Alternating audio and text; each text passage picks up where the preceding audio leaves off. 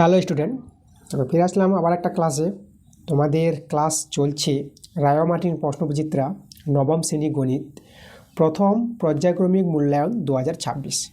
ঠিক আছে, এই যে তোমাদের বইটা আছে, এই বইটা তোমরা বের করো এবং চলে এসো পেজ নাম্বার দেখো 168 পেজে তোমরা এসো। আজকে 3 নম্বর স্কুল করাবো। ঠিক আছে, এর আগে তোমাদের 1 থেকে 2 নম্বর স্কুল দেওয়া হয়ে গেছে এবং পর্ষদ নমুনা প্রশ্নপত্র যে সেটটা ছিল প্রথম সেটটা, সেই সেটটা আমরা দিয়েছি। আজকে তোমাদের করাবো 3 নম্বর স্কুল। চলো আমরা দেরি করবো না, আজকের ক্লাসের অঙ্কগুলো আমরা শুরু করে দেবো। তোমরাও তাড়াতাড়ি করে এই ভিডিওতে লাইক করে দাও, ভিডিওগুলো বন্ধুদের কাছে শেয়ার করে দাও। দেখো আমরা চলে আসবো 1 নম্বর প্রশ্নে।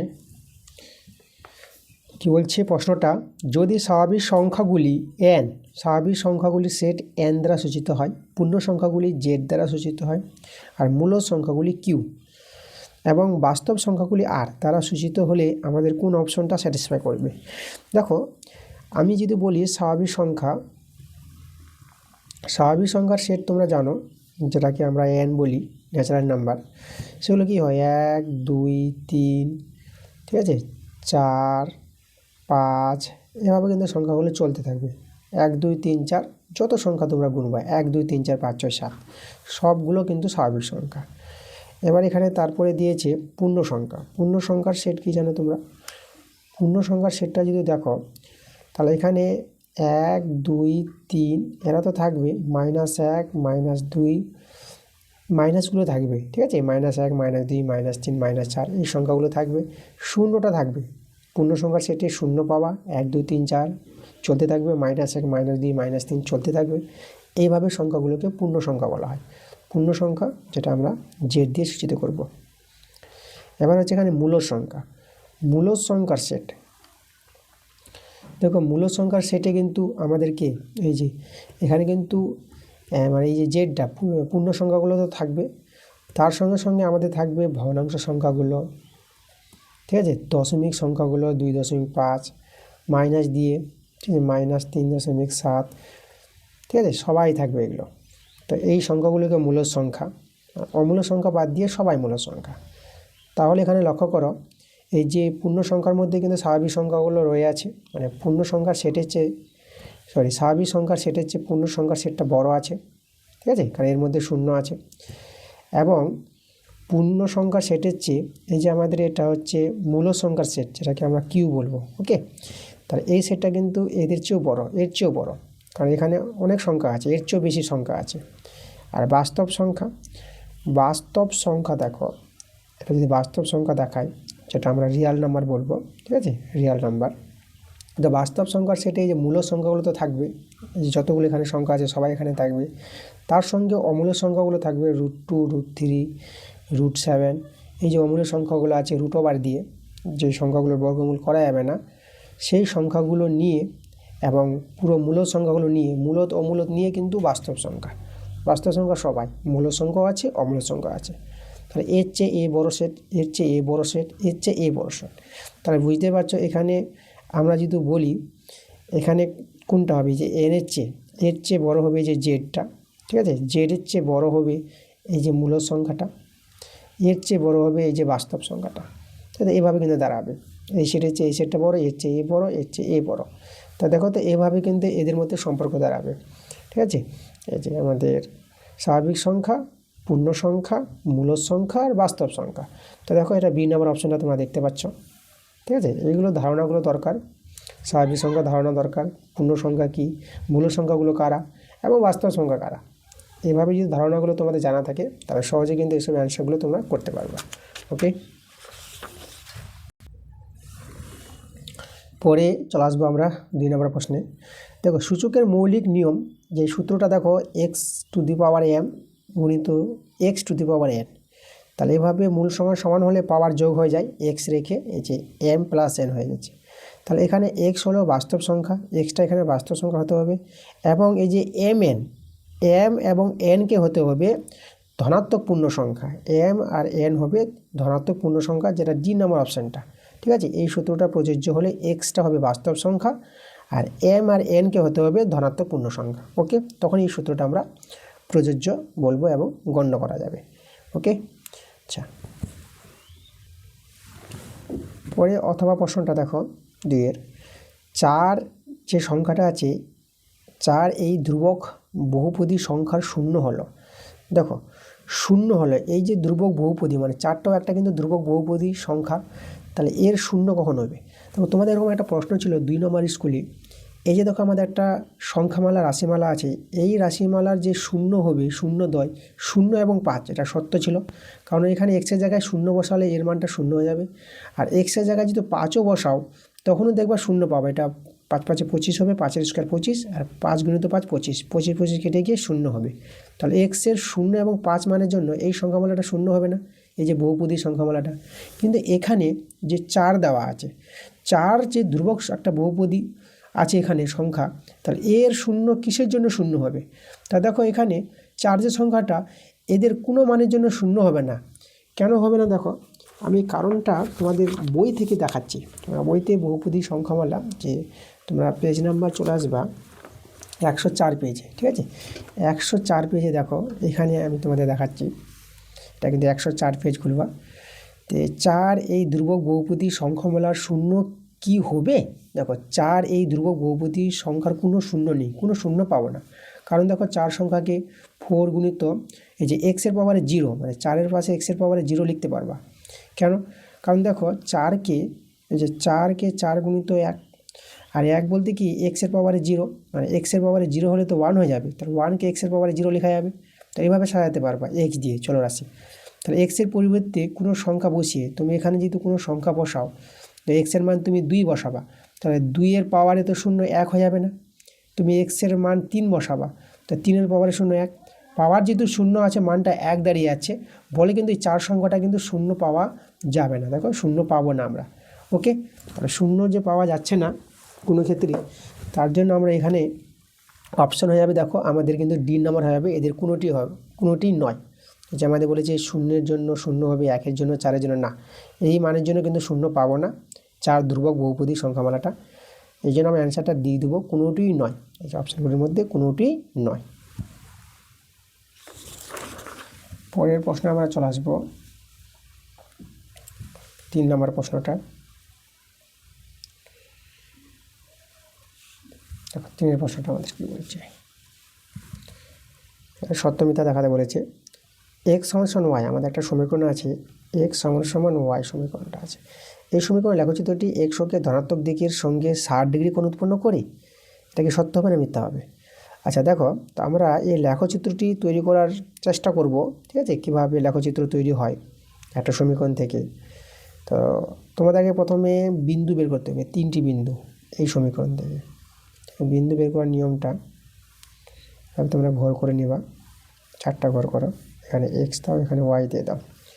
আচ্ছা, ওয়াইয়ের মান যদি আমি 2 নিই, ঠিক আছে, তাহলে এক্সের মানে কিন্তু 2 হবে। ওয়াইয়ের মানটা যদি তুমি নাও 5 নাও, তাহলে ওয়াইয়ের মানটা 5 নিলে এক্সের মানটা 5 হবে, কারণ এখানে তো এক্স ওয়াই সমান। ওয়াইয়ের মানটা যদি নাও 7, তাহলে এক্সের মানটাও 7 হবে। তাহলে বিন্দুগুলি 2,2, এই যে প্রথম বিন্দুটা 2,2, তারপরে বিন্দুটা 5,5, তারপরে বিন্দুটা 7,7। এভাবে দেখো 3টি বিন্দু বের করে নিবা। তারপরে তোমরা এই যে ছক কাগজে এই যে ওয়াই অক্ষ আর এক্স অক্ষ এভাবে তৈরি করবা। এবার বিন্দুগুলি স্থাপন করবা, এই 2,2 মানে বিন্দুটা এখানে পাবা, 5,5, এই যে 5,5 এখানে একটা পাবা, 7,7 এখানে পাবা। এভাবে যদি তোমরা যোগ করো 3টি বিন্দুকে, তাহলে কিন্তু মূল বিন্দু হয়ে এভাবে কিন্তু চলে যাবে, ওকে? এখানে পাবা বিন্দুটা। তাহলে দেখো তোমরা গ্রাফ খাতায় তৈরি করবা, আর এভাবে করে লেখচিত্রটা তৈরি করবা, যে লেখচিত্রটা তৈরি হবে না, তাই যে এক্স অক্ষ এটা কিন্তু আমাদের এক্স, এদিকে হচ্ছে এক্স ড্যাশ, এই যে এক্স অক্ষ এটা ওয়াই অক্ষ। তাহলে এক্স অক্ষের সঙ্গে যে ধনাত্মক কোণটা তৈরি হবে এখানে, এই কোণটা কিন্তু পাবা 45 ডিগ্রি। একদম চাঁদার সাথে মেপে দেখে নিবা, তোমরা গ্রাফ খাতায় করে দেখবা, ঠিক আছে?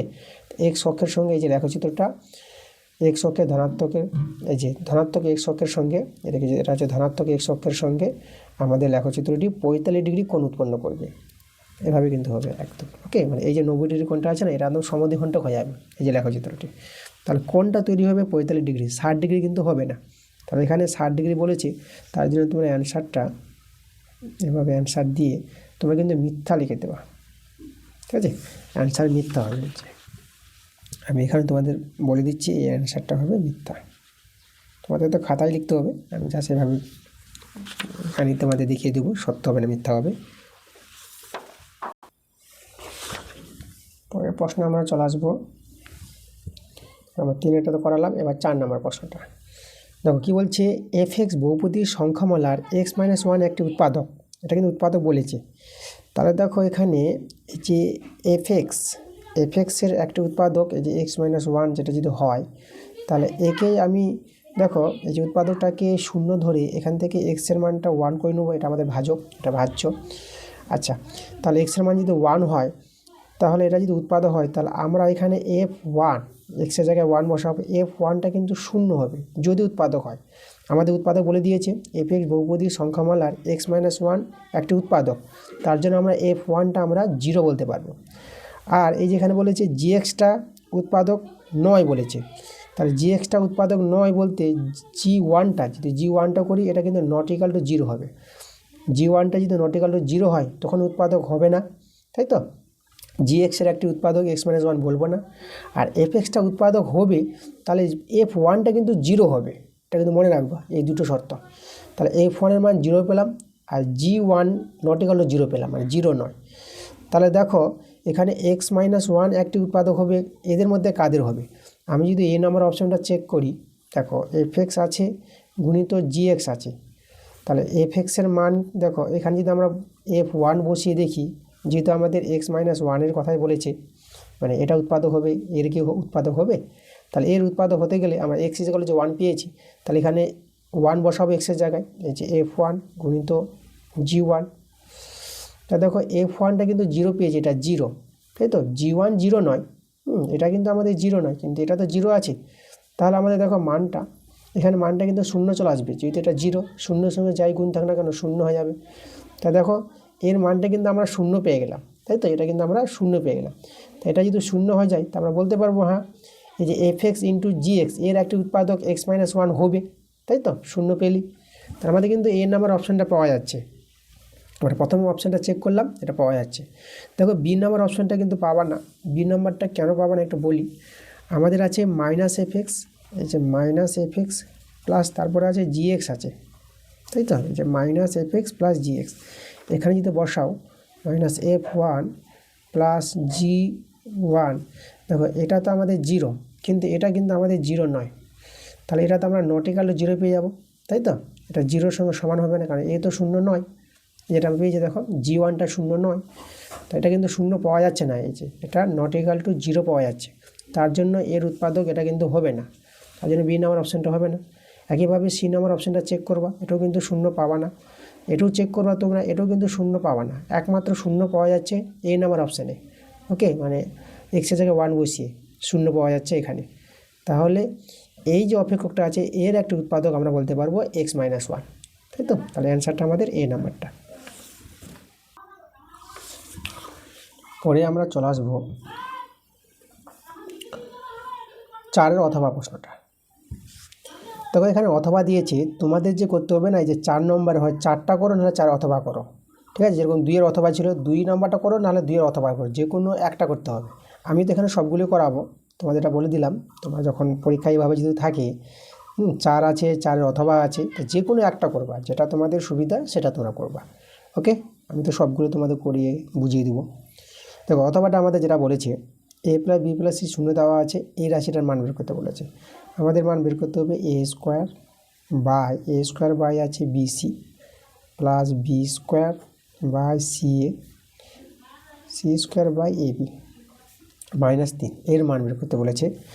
আচ্ছা, আমরা কাজ করি, এইটুকুটা আমরা ভগ্নাংশে যোগ বিয়োগ করি।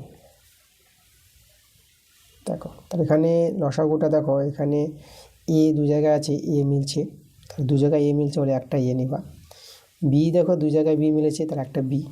আর সি দেখো 2 জায়গায় সি আছে, দুটো সি, তাহলে একটা সি, ঠিক আছে। এটাই তো লসাগু, এভাবে করা হয়।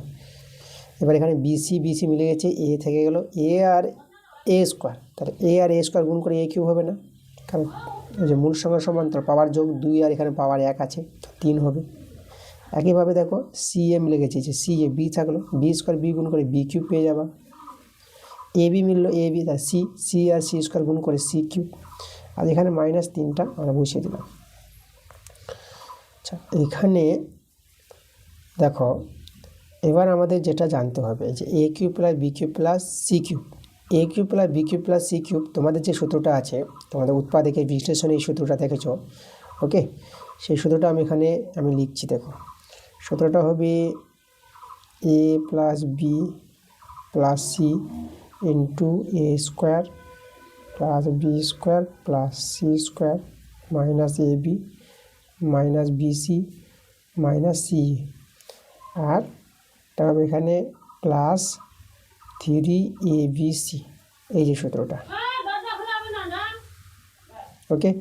সাধারণত তোমাদের সূত্রটা থাকে a cube plus b cube plus c cube minus 3abc, এই যে প্লাস 3abcটা এইদিকে মাইনাস 3abc থাকবে, সেটা সমাধান হবে এখান থেকে এই অবধি।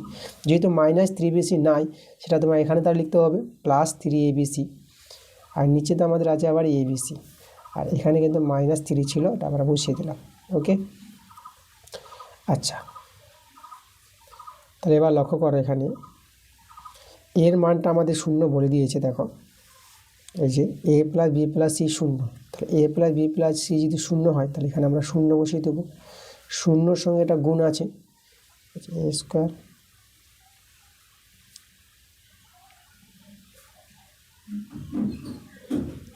এটা 0-এর সঙ্গে গুণ, আর এখানে আছে প্লাস 3abc, নিচে আছে abc -3। 0-এর সঙ্গে গুণ হলে কী হবে? পুরো পার্টটা 0 হয়ে যাচ্ছে এটা, তাহলে আমাদের রয়ে গেল শুধু 3abc, আর এখানে -3। তাহলে দেখো abc কেটে যাচ্ছে এখানে, তাহলে আমাদের রয়ে গেল এখানে 3, এখানে -3 তো ছিল, +3 -3 এটা কেটে যাবে, এটা কি আমাদের দেখো 0 দাঁড়িয়ে গেল। তো মানটা কিন্তু আমরা 0 পেয়ে গেছি। এখানে অপশান দেওয়া আছে, দেখো এটা a নাম্বার অপশানটা আমাদের মিলছে। পরে আমরা চলে আসবো 5 নাম্বার প্রশ্নে। দেখো 5-এর প্রশ্নটা কি বলছে, 3টি বিন্দু দেওয়া আছে, বিন্দু 3টি যোগ করে যে ত্রিভুজ উৎপন্ন হবে সেটি কী ধরনের ত্রিভুজ হবে সেটা জানতে চেয়েছে। আচ্ছা, বিন্দু 3টিকে, প্রথম বিন্দুটাকে আমি a নিয়ে নিলাম, এ আছে 3,0, পরে বিন্দুটাকে b ধরে নিলাম -3,0, তারপরে বিন্দুটাকে c নিয়ে নিলাম 0,3, এভাবে 3টি বিন্দু নিয়ে নিয়েছি আমি। আচ্ছা, তাহলে দেখো এই যে 3টি বিন্দু, দেখো একটা ত্রিভুজ পাওয়া যাবে না? তো ত্রিভুজটা এভাবে একটু আমি ত্রিভুজটা দেখাই তোমাদের। ধরো আমি নাম দিয়ে দিলাম a b c, তাহলে ত্রিভুজটা দেখো কি ধরনের ত্রিভুজ হবে। তাহলে আমরা এই বাহুগুলো যেহেতু বের করতে পারি, বাহুগুলো দৈর্ঘ্য A B B C R AC, তখন আমাদের বলতে পারবো ত্রিভুজটা কোন ধরনের ত্রিভুজ পাওয়া যেতে পারে। তা আমাদের দরকার এ বি বাহু, বিসি বাহু আর এসি বাহুর দৈর্ঘ্য। দেখো 3টি বিন্দু, আমরা প্রথমে যদি এ বি বাহু দৈর্ঘ্য বের করি, তাহলে এ বি দৈর্ঘ্য √, দুটি বিন্দুর মধ্যে যে দূরত্ব, দেখো √, দিয়ে এই যে এক্সের পার্টের বিয়োগফল, এক্সগুলি, তো এক্সটা হচ্ছে 3 বিয়োগ, আর এই যে এক্সটা -3, এখন এই যে এক্সটা -3 আছে, -3 এখানে বসাবো, কিন্তু মাইনাস এটা প্লাস হয়ে যাবে, ঠিক আছে? তারপর 3 বসিয়ে দাও, ঠিক আছে? তাহলে এক্সের পার্টের বিয়োগফল তার বর্গ প্লাস দিবা। এবার ওয়াইগুলির বিয়োগফল, তাহলে ওয়াইতে এখানে 0 দেখতে পাচ্ছ, 0 - 0 তার হোল স্কোয়ার, তাহলে 0 তো দাম নাই, আমাদের 3 আর 3 এটা আমাদের, দেখো এখানে 6 হয়ে যাবে, 6-এর স্কোয়ার। আচ্ছা, 6-এর স্কোয়ার তোমরা এটাকে ভেঙে নিতে পারবা, 6-এর স্কোয়ার 6 × 6, আর দুটো 6 বলে একটা 6 বেরিয়ে আসবে, বর্গমূলটা করা গেল। এ বি বের করলাম, এবার বিসি বের করে নিচ্ছি আমরা, বিসি বের করব। তাহলে বিসির জন্য দেখো তো এই যে এ বিন্দু আর এ বিন্দু লক্ষ্য করো, তাহলে -3 বসালাম এক্সট্রা, আর মাইনাস দিয়ে এই যে এক্সট্রা 0 আছে, 0 তার হোল স্কোয়ার প্লাস, তারপরে এই যে 0 আছে, যে 0, ওয়াইটা 0, এবার ওয়াইয়ের পার্টের বিয়োগফল, তাহলে ওয়াই 0 মাইনাস, আর এখানে ওয়াইটা 3 আছে, তাহলে এখানে 3 বসাবো তার হোল স্কোয়ার। এটাকে সরল করি, তাহলে এখানে কিন্তু আমাদের শুধু -3, 0 তো দাম নাই, -3 হোল স্কোয়ার, আর এখানেও কিন্তু আমরা -3 দেখতে পাচ্ছি, -3 তার হোল স্কোয়ার, -3 স্কোয়ার। দেখো মাইনাসের বর্গ প্লাস হয়ে যাবে, আর 3-এর স্কোয়ার 3 × 3 = 9, এটা 9 হবে। আবার একইভাবে এখানে 3 × 3 = 9, 9 যোগ করে এটা কিন্তু আমরা √18 পেয়ে যাবো, ওকে? তাহলে √18 পেয়ে গেলাম বিসির মানটা। এবার আমরা বের করব এসি, এই যে এসি, দেখো এসি মানে এ বিন্দু এক্সের মানটা আর সি বিন্দুর এক্সটা বিয়োগ করব। তাহলে এখানে দেখো এটা 3 আছে, এখানে 0 আছে, তাহলে 3 - 0 তার বর্গ প্লাস, এবার ওয়াইগুলো দেখো এখানে ওয়াই 0, এখানে আবার 3 আছে, তাহলে এখানে এই যে 0 - 3 হবে তার বর্গ। দেখো এটা বিসির মানটার মতন দাঁড়াচ্ছে। একইভাবে এখানে দেখো 3-এর স্কোয়ার পাবে, এটা 9, এখানেও -3-এর স্কোয়ার একটু 9 হয়ে যাবে আমাদের। তাহলে যে দেখো তো আমাদের 9 যোগ করে কত, এটা আমরা 18 পেয়ে যাচ্ছি। ওকে, আচ্ছা তাহলে দেখো এখানে দুটি বাহু কিন্তু সমান দেখতে পাচ্ছি, বিসি আর এসি সমান, তাই না? তাহলে সমদ্বিবাহু ত্রিভুজ হতে পারে। আচ্ছা এখানে কিন্তু আবার সমদ্বিবাহু ত্রিভুজ আছে আর সমকোণী সমদ্বিবাহু আছে। তাহলে সমকোণী ত্রিভুজ যদি হয় তো আমরা চেক করে নিই। এই যে বড় বাহু, এটা আমাদের দেখো এই জায়গাটা কিন্তু আমাদের 6 6 36 আছে, তাই তো? 36-এর বর্গমূল 6, 36-এর বর্গমূল 6। তাহলে এটা যদি বড় বাহু হয় তাহলে অতিভুজটাকে আমরা বড় নিব, মানে এভাবে ত্রিভুজটা দাঁড়াবে জিনিসটা যদি সমকোণী ত্রিভুজ হয়। এখন আমি বলতে পারছি না, চেক করে দেখব। আচ্ছা এখানে এই যে এ বিটা অতিভুজ নাম দিলাম আর এখানে আমরা সি নাম দিলাম, তাহলে এভাবে নামটা দাঁড়াবে, এটা আমি বাদ দিয়ে দিলাম। ওকে, তাহলে দেখো এই যে অতিভুজ স্কোয়ার, সমকোণী ত্রিভুজের ধর্ম কি জানো তোমরা? যে অতিভুজ স্কোয়ার সমান সমান ভূমি, যে ভূমি আমরা বিসি নিলাম, বিসি স্কোয়ার আর লম্ব এসি ধরে নিলাম। ভূমি লম্ব যাকে নিতে পারো কোনো অসুবিধা নাই, কিন্তু অতিভুজ থাকবে তির্যক বাহুটা। এখানে এ বিটা বড়, দেখো বড়োর জন্য কিন্তু আমরা এটাকে অতিভুজ নিয়েছি, ধরেছি। তাহলে এখানে মানটি বসাও তো, দুই দিকে সমান আসছে, দুই দিকে সমান আসলেই আমরা বলতে পারবো সমকোণী ত্রিভুজ। তাহলে যে এখানে আমরা দেখতে পাচ্ছি এটা আমাদের 6 ছিল এর মানটা, 6-এর স্কোয়ার, আর বিসির মানটা √18, আর এসির মানটাও √18, তাদের হোল স্কোয়ার করে দিলাম। 6-এর স্কোয়ার তো 36, আর এটা স্কোয়ার জন্য রুটটা উঠে যায়, এটা 18, এখানে স্কোয়ার জন্য রুটটা উঠে যাবে, এখানে 18, 36। দেখো 18 যোগ করে তোমরা কিন্তু 36 পেয়ে যাবে, দুই দিকে সমান দাঁড়িয়ে গেল না? তাহলে আমরা কিন্তু ত্রিভুজটা সমদ্বিবাহু ত্রিভুজ পাচ্ছি এবং সমকোণী ত্রিভুজ পাচ্ছি, যেহেতু আমাদের এটা অতিভুজ স্কোয়ার সমান সমান ভূমি স্কোয়ার প্রায় লম্ব স্কোয়ার দেখাতে পারলাম সমান সমান দুই দিকে। তাহলে ত্রিভুজটা হবে সমকোণী সমদ্বিবাহু, দেখো এই দুটো বাহু সমান এবং এই কোণটা হবে আমাদের 90 ডিগ্রি কোণ। ওকে, সমকোণী সমদ্বিবাহু ত্রিভুজ হবে এই 3টি বিন্দু দ্বারা উৎপন্ন ত্রিভুজটা। তাই সমকোণী সমদ্বিবাহু ত্রিভুজ, ডি নম্বর অপশানটা আমাদের অ্যান্সার দাঁড়াবে। পরের প্রশ্ন আমরা চলে আসবো 6 নম্বর প্রশ্নে। আমাদের বলছি এবিসিডি সামন্তরিকের বিডি কর্ণের মধ্যবিন্দু এম আর পিএমটা দেখো কোণ এবিসি এর সমদ্বিখণ্ডিত করলে, ঠিক আছে, এই কোণটাকে যদি সমদ্বিখণ্ডিত করে কোণ এবিসিকে বিএম, তাহলে কোণ এএম বি এর পরিমাপ আমাদের বের করতে বলেছে কত হবে। তাহলে ছবিটা এঁকে আমরা প্রশ্নটা আরও ভালো করে বুঝবো। তাহলে এখানে এবিসিডি সামন্ত্রিক আছে, তাই তো? দেখো তাহলে এবিসিডি সামন্ত্রিক আছে, আমরা একটা যদি সামন্ত্রিকের ছবি তৈরি করি। আচ্ছা তাহলে এখানে দেখো একটা সামন্ত্রিকের, এইভাবে একটা সামন্ত্রিকের আমি ছবি তৈরি করলাম। নামটা আমি সামন্ত্রিকের এ বি সি ডি নাম দিলাম। এবার দেখো বিডি কর্ণ, এই যে বিডি কর্ণ যদি আমি টেনে নিই, এই যে আমাদের বিডি কর্ণের মধ্যবিন্দু এম বলেছে, এখানে আমাদের একটি বিন্দু আছে মধ্যবিন্দু এম। ওকে, আচ্ছা তার আগে আমি দেখো এই যে দেখো দুটি কর্ণকে যদি আমি টেনে নিই, এসি কর্ণ, বিডি কর্ণ টানলাম, এসি কর্ণ টানলাম। তোমরা জানো যে সামন্তরিকের দুটি কর্ণ পরস্পর সমদ্বিখণ্ডিত করে, তাহলে বিডি এর যে মধ্যবিন্দু এই জায়গাটাই হবে না, এটাই আমাদের মধ্যবিন্দু, এর নাম হচ্ছে এম বিন্দু। এটা বলা হয়েছে বিডি কোণের মধ্যবিন্দু এম। আর বলা হয়েছে এই যে বিএমটা, এই যে বিএমটা দেখতে পাচ্ছ, বিএমটা সমদ্বিখণ্ড হবে কোণ এবিসি এর, তাই না? মানে আমাদের দেখো এই যে এটাই সমদ্বিখণ্ডক, এই যে আমাদের বিএমটা সমদ্বিখণ্ডক কোণ এবিসি এর, এই কোণের সমদ্বিখণ্ডক বিএমটা। তাহলে কি হয়ে যাবে, এই দুটো কোণ সমান হয়ে যাবে না? এই দুটো কোণ সমান। তাহলে আমরা যদি বের করতে চাই কোণ এবিএম, তাহলে এই কোণটা কী হবে, অর্ধেক হয়ে যাবে এবিসি কোণের, তো এটা হাফ হবে কোণ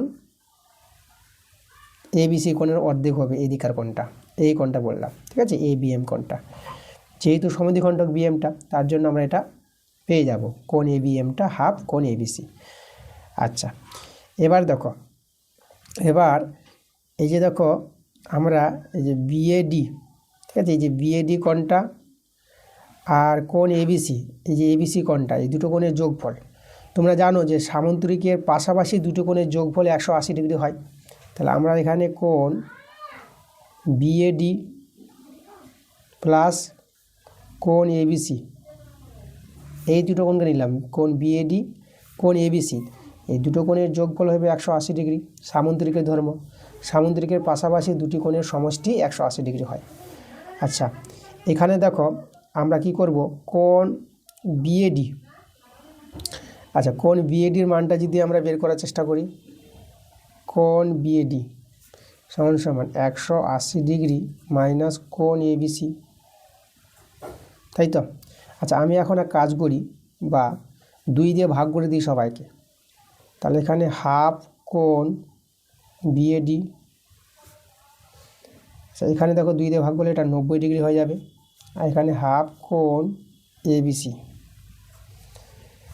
এবার এখানে লক্ষ্য করো, দেখো এই যে আমাদের এই কোণের অর্ধেক, তাই তো, এই কোণের অর্ধেক আমরা কি করতে পারবো, এই যে আমরা পেয়ে যাব বিএএম, আর এই কোণটা পেয়ে যাব। যেভাবে দেখো এই যে বিএমটা এবিসি কোণের সমাদ্বিখণ্ডক হবে না, তাহলে এই যে আমাদের এসি কর্ণটা কোণ বিএডি কোণের কিন্তু সমাদ্বিখণ্ডক হবে একইভাবে। তাহলে এই কোণটা কিন্তু সম্পূর্ণ কোণের অর্ধেক হবে। তাহলে এই যে বিএডি কোণটা আছে তার অর্ধেক হবে এই কোণটা বিএএম। তাহলে এর অর্ধেক, এই যে কোণ বিএডির অর্ধেক পাবো আমরা কোণ বিএএম। তাহলে এখানে আমরা এর মানটা লিখতে পারবো কোণ বিএএম, তাই তো। তাহলে এর অর্ধেক হয়ে যাবে কোণ বিএএম। আচ্ছা, তাহলে এখানে দেখো এটা আমরা 90 ডিগ্রি মাইনাস এটা হাফ কোণ এবিসি যেটা আছে আমরা বসিয়ে দিলাম। তাহলে কোণ বিএএম, দেখো এই কোণের মানটা কিন্তু বের করে নিলাম, এই কোণের মানটা এই যে বের করে রেখেছি এখানে, আর এই কোণের মানটা আমরা বের করলাম যে এইভাবে, দুটো কোণের মান কিন্তু বের করলাম। আমাদের প্রশ্নে কিন্তু চেয়েছে কোণ এএমবি, মানে এই কোণটা দেখো এএমবি, এই কোণের মানটা কিন্তু বের করতে বলেছে। এখন আমরা কিন্তু পেয়ে যাব এই কোণের মানটা। দেখো কীভাবে পাবো, আমাদের যে ত্রিভুজ আছে এএমবি, এই ত্রিভুজের ক্ষেত্রে 3টি কোণের যোগফল দেখাবো 180 ডিগ্রি। তাহলে এখানে ত্রিভুজ আমি নিচ্ছি এএমবি, এএমবি ত্রিভুজ এর 3টি কোণ, আমি 3টি কোণ দেখাচ্ছি। দেখো এই যে বিএএম কোণটা, বিএএম প্লাস, এবার এই যে এবিএম এই কোণটা, কোণ এবিএম প্লাস, আর এই কোণটা এএমবি, কোণ এএমবি, 3টি কোণের সমষ্টি আমরা জানি 180 ডিগ্রি। চলো এবার মানগুলো আমরা বসাবো। এই যে কোণ বিএএম যেটা আমরা বের করলাম, যে 90 ডিগ্রি মাইনাস হাফ কোণ এবিসি, তাই তো, এই কোণের মানটা বসালাম। এবার কোণ এবিএম, দেখো কোণ এবিএম এর মানটা এই যে হাফ কোণ এবিসি বের করে রেখেছি, তাহলে এর জায়গায় বসাবো হাফ কোণ এবিসি। দেখো এই কোণের মানটা বসালাম, এই কোণের মানটা বসিয়ে দিয়েছি, আর এর মানটা আমাদের বের করতে বলেছে, এটা আমরা রেখে দেবো এএমবি 180 ডিগ্রি। এবার দেখো হাফ কোণ এবিসি আর হাফ কোণ এবিসি, এটা প্লাস মাইনাস আছে, এটা কেটে দাও। আচ্ছা, 90 ডিগ্রিটাকে আমরা ডান দিকে নিয়ে যাবো, এদিকে থাকবে কোণ এএমবি সমান সমান 180 ডিগ্রি মাইনাস 90 ডিগ্রি। তো এটা বিয়োগ করে তোমরা পেয়ে যাবে 90 ডিগ্রি। দেখো কোণ এএমবি যে মানটা বের করতে বলেছিল আমরা 90 ডিগ্রি পেয়ে গেলাম, এটাই কিন্তু আমাদের অ্যান্সার। ওকে, ভালো একটা প্রশ্ন ছিল। এই যে কোণ এএমবি এর পরিমাপ কত আমরা পেলাম 90 ডিগ্রি। এই প্রশ্নটা কিন্তু ইম্পর্টেন্ট প্রশ্ন, বারে বারে তোমাদের পরীক্ষায় আসে, তো এই কোশ্চেনে কিন্তু ভালো করে তোমরা দেখবা, ঠিক আছে। পরে আমরা চলে আসবো 2 এর প্রশ্নগুলো। দেখো অমূলক সংখ্যা কাকে বলি। দেখো অমূলক সংখ্যার সংজ্ঞাটা তোমরা বইতে পেয়ে যাবা, তোমাদের 7 পাতায় যা আছে। দেখো যে সকল সংখ্যাকে পি বাই কিউ আকারে প্রকাশ করা যাবে না, তাই তো, তাদেরকে কিন্তু অমূলক সংখ্যা বলা হয়। যেখানে পি ও কিউ পূর্ণ সংখ্যা এবং কিউটা নট ইকুয়াল টু 0, মানে এই যে অমূলক সংখ্যাগুলো দেখতে পাচ্ছ, যে √2 √3, এদেরকে পি বাই কিউ আকারে প্রকাশ করা যাবে না, এটাই কিন্তু অমূলক সংখ্যা। ওকে, আমরা মূলক সংখ্যার সংখ্যাটা দেখেছিলাম, যে সকল সংখ্যাকে পি বাই কিউ আকারে প্রকাশ করা যায় তাদেরকে বলা হয় মূলক সংখ্যা, আর যাদেরকে যাবে না, পি বাই কিউ আকারে প্রকাশ করা যাবে না, তাদেরকে বলা হয় অমূল্য সংখ্যা। এভাবে সংখ্যাটা তোমরা লিখে দিতে পারবা। ওকে, এরপরে আমাদের বলেছে 1/5 ও 3/7 এদের মধ্যে একটি অমূল্য সংখ্যা দেখাতে বলেছে। চলো আমি এটা দেখিয়ে দিচ্ছি তোমাদের।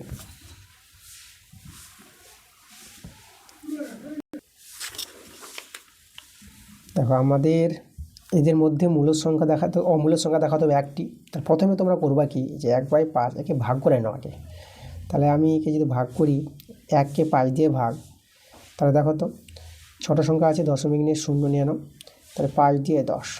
এই দেখো আমরা 5 দিয়ে 10, হ্যাঁ, মানে আমরা পেলাম দেখো 1/5 সমান কত পেলাম, 0.2 পেয়ে গেলাম, এটা পেয়ে গেলাম। এবার এই যে 3/7 আছে, একেও ভাগ করো, 3কে 7 দিয়ে ভাগ, মানে দশমিক নিয়ে 0 নিতে হবে। 7 4 28, এই যে 7 4 28।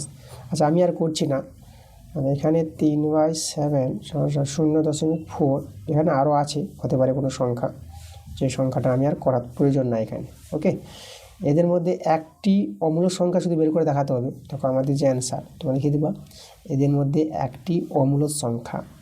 এই যে অমূল্য সংখ্যাটা কী করে পাবা, অমূল্য সংখ্যা আমি এখানে লিখছি, অমূল্য সংখ্যা, সেই সংখ্যাটা তোমরা এভাবে লিখতে পারবা।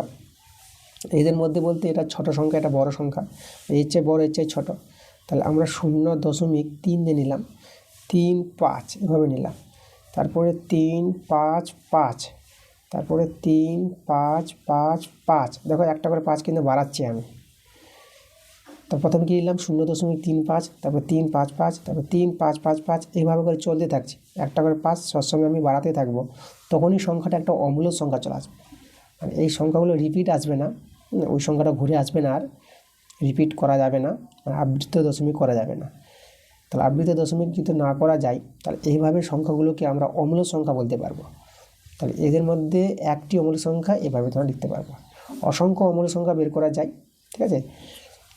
সংখ্যাগুলোকে চেঞ্জ করে, এখানে তুমি 5 নিয়েছি, তুমি 6 নিয়ে নিবা, 3 6, তারপরে তুমি 4 নিয়ে নিবা বা 7 নিয়ে নিবা, যে কোনো সংখ্যা। একটি বলেছে, একটি আমি দেখিয়ে দিলাম। তাহলে এইভাবে এই দুটি সংখ্যার মধ্যে আমি একটি অমূল্য সংখ্যা দেখিয়ে দিলাম তোমাদের। ওকে, এবার আমরা 2-এর 2 নাম্বার, 2-এর 1 নাম্বার তো করালাম। এবার 2-এর 2 নাম্বার দেখো পরের পেজে 169 পেজে চলে এসো। 2-এর 2 নাম্বারটা দেখো কী বলছে আমাদের প্রশ্নটা। আর এর কোন মানের জন্য এই যে দুটি সমীকরণ দেওয়া আছে, এই সমীকরণগুলির কোনো সমাধান থাকবে না। এখন দেখো দুটি সমীকরণের সমাধান থাকবে না কখন, আমি এর আগের ক্লাসও বলেছিলাম, আবার বলছি তোমাদের। তা দেখো এই যে তোমাদের ছকটা 51 পেজে আছে, এই ছকটা থেকে তোমাদের একটা প্রশ্ন একদম কনফার্ম, একটা ছেড়ে দুটো প্রশ্ন তোমরা পেয়ে যেতে পারো। তাহলে দেখো সাধারণ সমাধান পেলাম না, কখন পাবো না, দেখো এই যে এখানে দেখতে পাচ্ছ দুটো সমীকরণ আছে, এক্সের সহগ ওয়াইয়ের সহগ ধ্রুবক সংখ্যা। এই যে লক্ষ্য করো, এক্সের সহগ ওয়াইয়ের সহগ ধ্রুবক সংখ্যা, এক্সের সহগের অনুপাত আছে আর ওয়াইয়ের সহগের অনুপাত সমান পাওয়া যাবে। আর ধ্রুবক সংখ্যার যে অনুপাতটা, তারা কিন্তু সমান পাবো না, ঠিক আছে, এটা অসমান পাবো। এই শর্তানুসারে আমরা বলতে পারবো সেই দুটি সমীকরণের কোনো সমাধান পাওয়া যাবে না।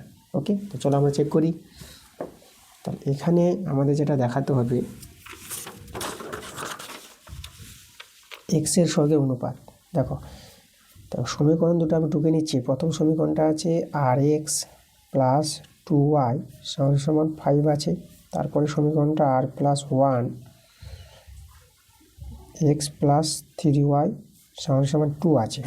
আর এর কোন মানের জন্য, দেখো আর এর কোন মানের জন্য সমীকরণগুলির কোনো সমাধান থাকবে না। আর এর মান কিন্তু বের করতে বলেছে এখানে।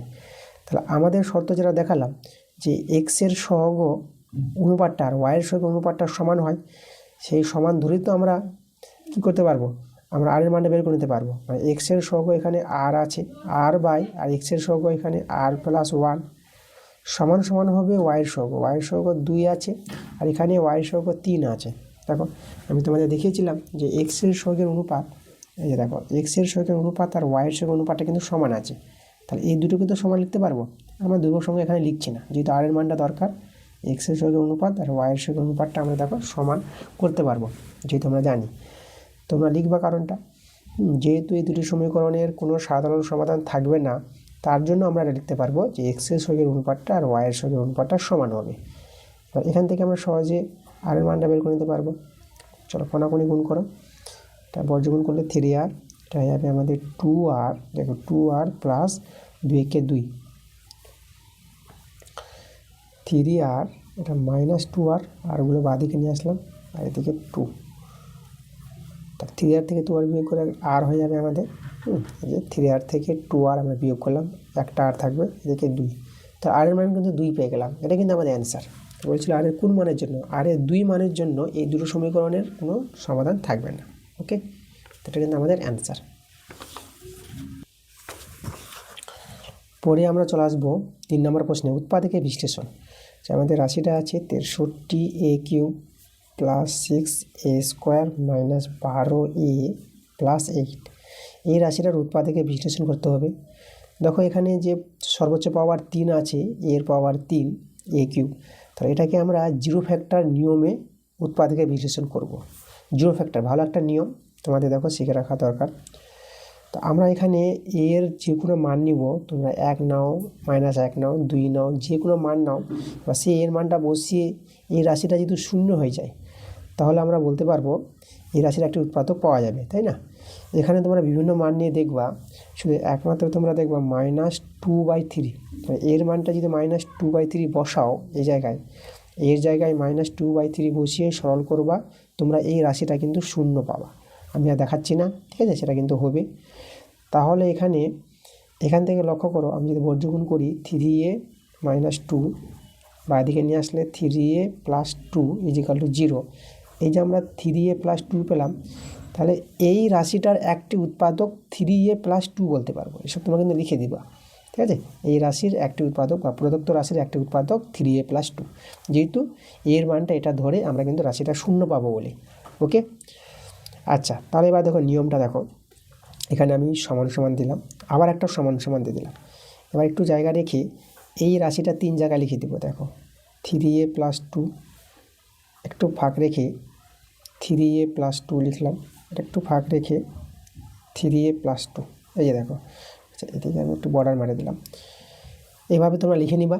তারপরে দেখো এখন ব্যালেন্স করতে হবে, এমন কিছুতে গুণ করো যেন এটা আসে। তাহলে এখানে 21 দরকার, যেহেতু 21 × 3 = 63 হবে।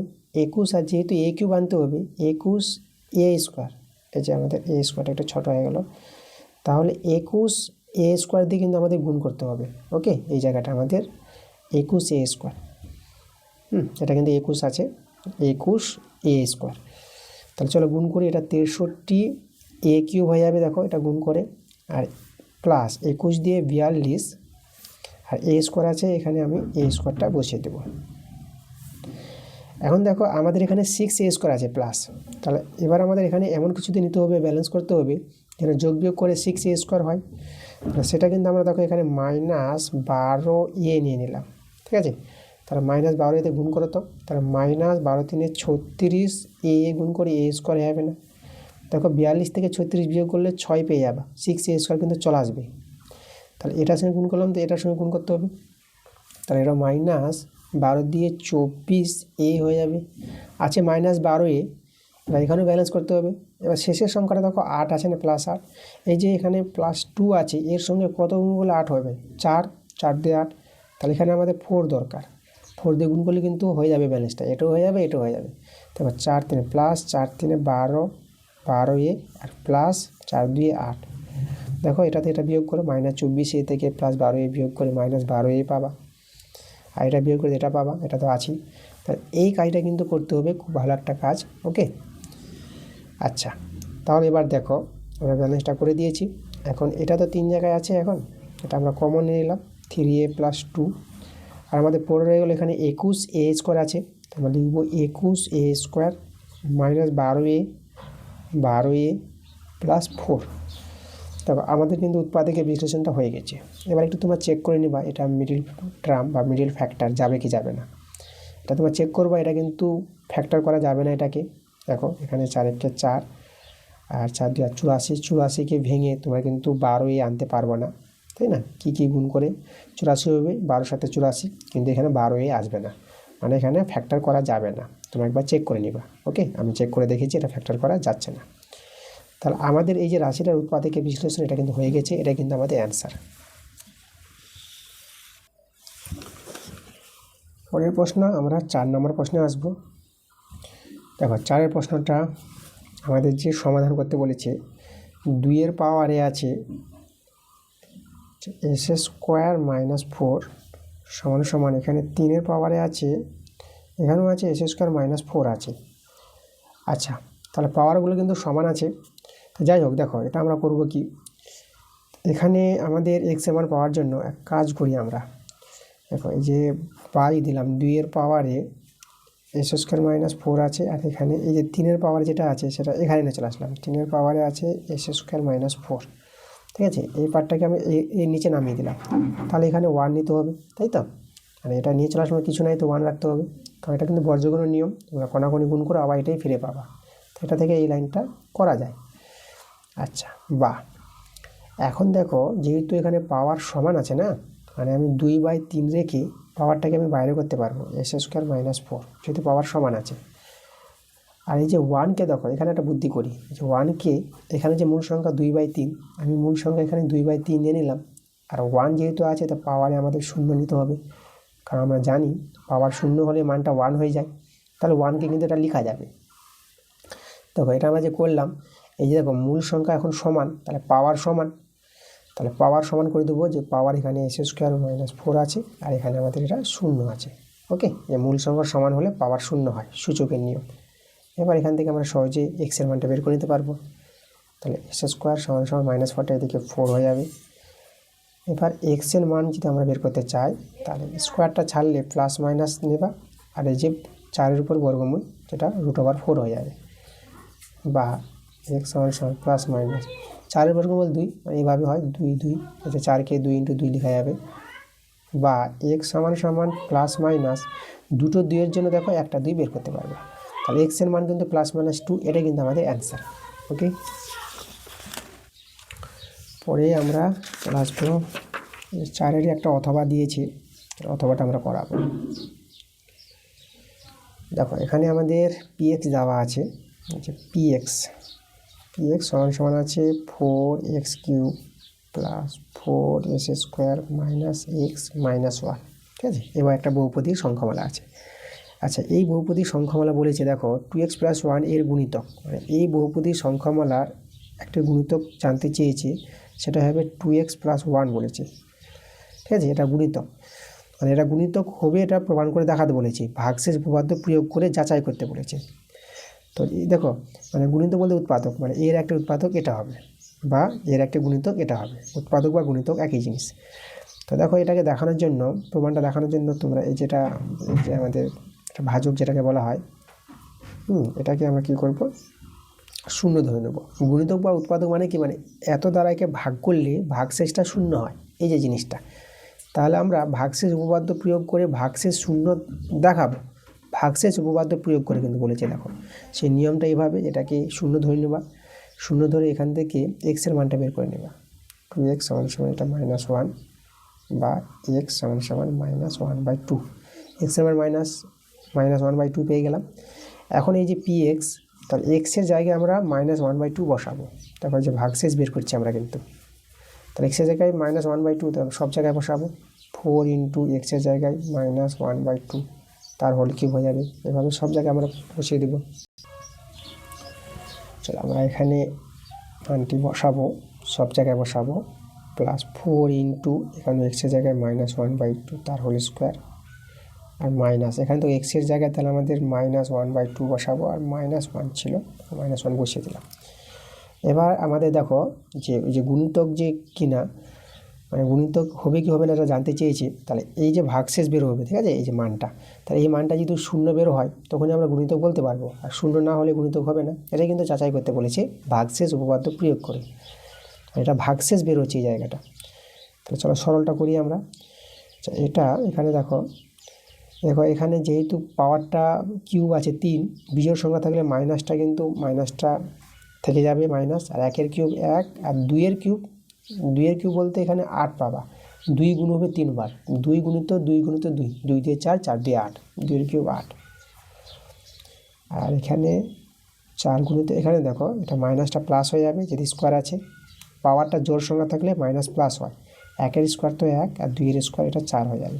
এটা মাইনাস মাইনাস এটা প্লাস, এটা 1/2, আর এখানে -1 আছে। 4 4 কেটে দাও, এখানে 4 2 8, তাহলে আমরা দেখো এখানে মাইনাস এইটা আছে 1/2, আর 4 4 তো কেটে গেছে, তাহলে এটা আমাদের হয়ে যাবে এটা 1, আর এখানে 1/2, আর এটা -1 আছে। দেখো এই যে -1/2 আর +1/2 এর সঙ্গে দেখো কাটাকাটি করতে পারো, +1 আর -1 এটা কেটে যাবে, তো সব কেটে গেছে মানে দেখো 0। তাহলে এই যে আমাদের 0 হয়ে গেল ভাগশেষটা, তাহলে আমরা বলতে পারবো px এর গুণিতক। এই যে px, এই যে আমরা লিখলাম px, ওকে। তো px এর গুণিতক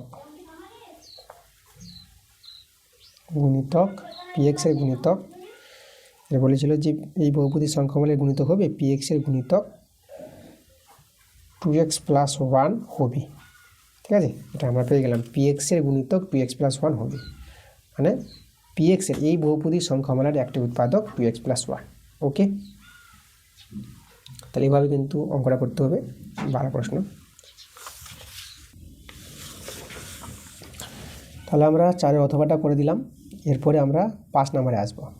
তবে এই যে বিন্দুটি x অক্ষ y অক্ষ থেকে দূরত্ব বের করতে বলেছে, তাহলে এই যে একটা বিন্দুটা যদি আমি তৈরি করি 6, -8, 6 আর -8, মানে এই জায়গা হবে ধরে বিন্দুটা 6, -8, তাহলে এই বিন্দুটা, ঠিক আছে। এই যে x অক্ষ থেকে দূরত্ব জানতে চেয়েছে, এভাবে যে x অক্ষ থেকে দূরত্ব এভাবে টানি, তাহলে x অক্ষ থেকে দূরত্ব কত আছে, এই যে তুমি এখানে 6 এদিকে গিয়েছিলে, এদিকে 8 এসেছিল, সেটা তো আমাদের 8 একক, তাই না, এই যে মানটা, এটা আমাদের কিন্তু 8 একক। তাহলে x অক্ষ থেকে দূরত্ব কিন্তু 8 একক, ওকে। আর y অক্ষ থেকে, এটা আমাদের y অক্ষ, তাহলে y অক্ষ থেকে দূরত্ব দেখো তো কত হবে এটা, তাহলে এই যে দূরত্ব গিয়েছিল এদিকে 6, গুণে গুণে 6 একক, এদিকে 8 একক, তাই তো। তাহলে 6 একক, তো এটা তো আমাদের 6 একক, তাহলে এখানে আমাদের 6 একক আছে। তাহলে x অক্ষ থেকে দূরত্ব 8 একক বলবা, আর y অক্ষ থেকে দূরত্ব 6 একক বলবা।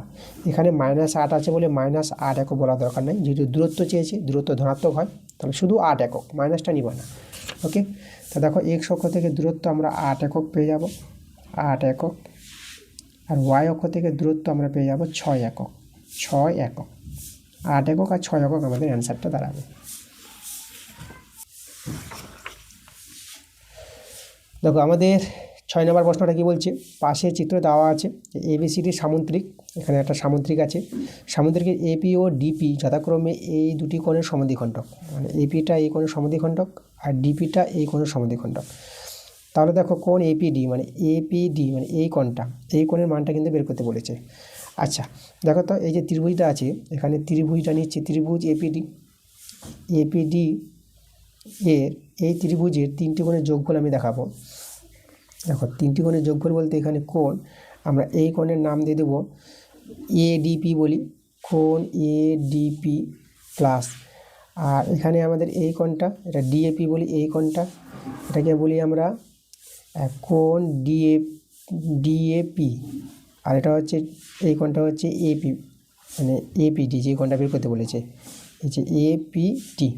3টি কোণের যোগফল আমরা কত লিখতে পারবো, 180 ডিগ্রি, তাই তো। এই যে ত্রিভুজটা নিলাম, এই ত্রিভুজের 3টি কোণের যোগফল 180 ডিগ্রি দেখালাম।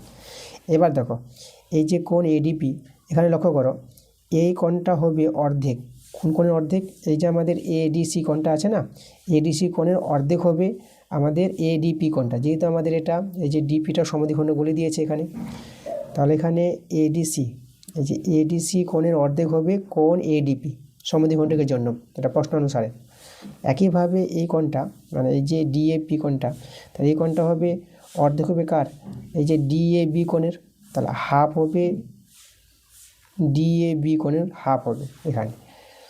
আর এই কোণটা আমরা রেখে দিলাম, এটা এই কোণের মানটা আমাদের বের করতে বলেছে, চলো বেরিয়ে আসবে।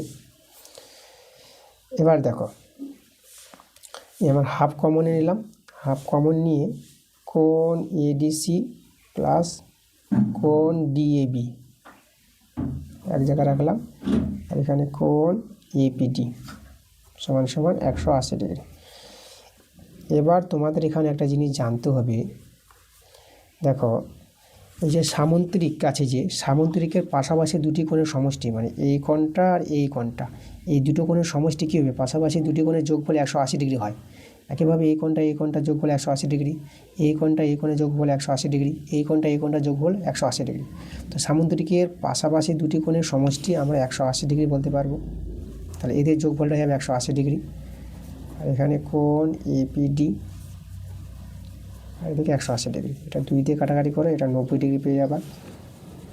তাহলে কোণ এপিডি দেখো 180 ডিগ্রি, 90 ডিগ্রিটা এইদিকে বিয়োগ দিয়ে দিলাম 90 ডিগ্রি, এটা যে বিয়োগ করে এটা পেয়ে যাবা 90 ডিগ্রি। তাহলে কোণ এপিডি কোণটা কত পেয়ে গেলাম, 90 ডিগ্রি, এটা কিন্তু আমাদের অ্যান্সার। ওকে, পরের প্রশ্ন 3 নম্বর দেখো, এই যে বীজীয় অমূল্য সংখ্যার উদাহরণ। বীজীয় বলতে বীজগাণিতিক অমূল্য সংখ্যার উদাহরণ। যে অমূল্য সংখ্যার উদাহরণগুলো তোমরা জানো, যেমন √3 একটি অমূল্য সংখ্যা, তাহলে এখানে তোমরা √2, √3, √7, √11 এই সংখ্যাগুলো তোমরা নিতে পারো। ঠিক আছে, বীজীয় বা বীজগাণিতিক অমূল্য সংখ্যার উদাহরণ। আর √3কে সংখ্যা রেখায় স্থাপন করতে বলেছি। এই যে আমাদের 3 থেকে বড় প্রশ্নগুলো বলে রাখি, যে বড় প্রশ্নগুলো বইয়েরই প্রশ্ন, যেগুলো বইয়ের প্রশ্নগুলো থাকবে, ঠিক আছে, সেগুলো তোমাদের বলে দেবো। যে বইয়ের প্রশ্নগুলো তোমরা তো পেয়ে যাবা, আমার চ্যানেলে পেয়ে যাবো, এর আগেও বলেছি, আমার চ্যানেলে প্লে লিস্টে চলে যাবা, ক্লাস 9 ম্যাথ বলে প্লে লিস্ট তৈরি করা আছে, সেখানে কিন্তু এই অঙ্কগুলো পাবা। বেশিরভাগ চ্যাপ্টার তোমাদের করে দেওয়া হয়ে গেছে, কিছু কিছু চ্যাপ্টার বাকি আছে, সেই চ্যাপ্টারগুলো তোমাদের করিয়ে দেবো। ওকে, এবং বইয়ের বাইরে যদি প্রশ্ন থাকে, তো বইয়ের বাইরের প্রশ্নগুলো কিন্তু তোমাদের সমাধান করে দেখিয়ে দেবো। আর বই থেকে থাকলে তোমাদের পেয়ে যাবে, আমার চ্যানেলে বলে দিলাম। কিন্তু জ্যামিতিক যে প্রয়োগ যে অঙ্কগুলো আছে, যেরকম থেকে এটা জ্যামিতিক প্রয়োগ অঙ্কগুলো কিন্তু করে দেবো। বই থেকে যদি থাকে তবুও করাবো, আর বইয়ের বাইরে থাকলে তো আমি করাচ্ছি।